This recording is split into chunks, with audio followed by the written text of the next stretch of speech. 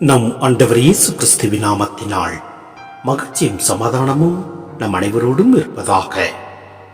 ரோமியர் 12:1-8 முடிய. சகோதர சகோதரிகளே, கடவுளுடைய இரக்கத்தை முன்னிட்டு உங்களை வேண்டுகிறேன். கடவுளுக்கு உகந்த தூய உயிருள்ள பலியாக உங்களை படையுங்கள். இதுவே நீங்கள் செய்யும் உள்ளார்ந்த வழிபாடு. இந்த உலகத்தின் போக்கின்படி ஒழுகாதீர்கள், மாறாக உங்கள் உள்ளம் புதுப்பிக்க பெற்று மாற்றம் அடைவதாக. அப்போது கடவுளின் திருவுளம் எது என தேர்ந்து தெளிவீர்கள். எது நல்லது, எது உகந்தது, எது நிறைவானது என்பதும் உங்களுக்கு தெளிவாக தெரியும். இறையருள் பெற்றவன் என்னும் முறையில் உங்களுள் ஒவ்வொருவருக்கும் நான் கூறுவது, உங்களுள் எவரும் தம்மை குறித்து மட்டுமீறி மதிப்பு கொள்ளலாகாது. அவருக்கு கடவுள் வரையறுத்து கொடுத்த நம்பிக்கையின் அளவிற்கேற்ப ஒவ்வொருவரும் தம்மை மதித்து கொள்ளட்டும். ஒரே உடலில் நமக்கு உறுப்புகள் பல உள்ள, அந்த உறுப்புகள் எல்லாம் ஒரே செயலை செய்வதில்லை. அதுபோலவே நாம் பலராயிருந்தாலும் கிறிஸ்துவோடு இணைந்திருப்பதால் ஒரே உடலாயிருக்கிறோம். ஒருவருக்கொருவர் உடன் உறுப்புகளாயிருக்கிறோம்.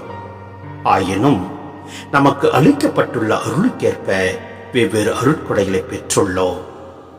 இறை வாக்குரைக்கும் கொடையை நாம் பெற்றிருந்தால் நாம் கொண்டிருக்கும் நம்பிக்கைக்கு ஏற்றவாறு அதை பயன்படுத்த வேண்டும். தொண்டாற்றும் கொடையை நாம் பெற்றிருந்தால் அதை தொண்டு புரிவதற்கு பயன்படுத்த வேண்டும். கற்றுக் கொடுப்போர் கற்றுக் கொடுப்பதிலும், ஊக்கமூட்டுவோர் ஊக்கம் தருவதிலும், தமக்குள்ளதை வழங்குவோர் தாராளமாய் கொடுப்பதிலும், தலைமை தாங்குவோர் முழு ஆர்வத்தோடு செயல்படுவதிலும், இரக்க செயல்களில் ஈடுபடுவோர் முகமலர்ச்சியோடு அவற்றை செய்வதிலும் தாம் பெற்ற அருட்கொடைகளை பயன்படுத்த வேண்டும். சிந்தனை: கடவுளின் இரக்கத்தினால் மட்டுமே நாம் அவருக்கு ஏற்புடையவர்களாகிறோம். எனவே இதற்கு நம் அன்றாட வாழ்வை தொடர்ந்து நன்றி பலியாக படைப்பது நம் கடமை. கிறிஸ்துவில் நாம் வாழ்வதால் ஒரே உடலின் உறுப்புகளாய் இருக்கிறோம். திருமுழுக்கின் மூலம் நாம் ஒவ்வொருவரும் நம்பிக்கையை பெற்றுக்கொண்ட போது ஒரு தனிப்பட்ட அருளையும் நமதாக்கி கொண்டோம்.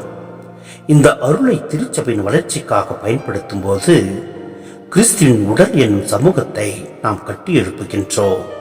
எனவே நாம் ஒவ்வொருவரும் பெற்றுக்கொண்ட அருள் கொடைகளுக்கு ஏற்றபடி நாம் செயல்படுவோம். எல்லாம் அல்ல இறைவன் நம்மை நிறைவாய் ஆசீர்வதிப்பார். ஆமென்.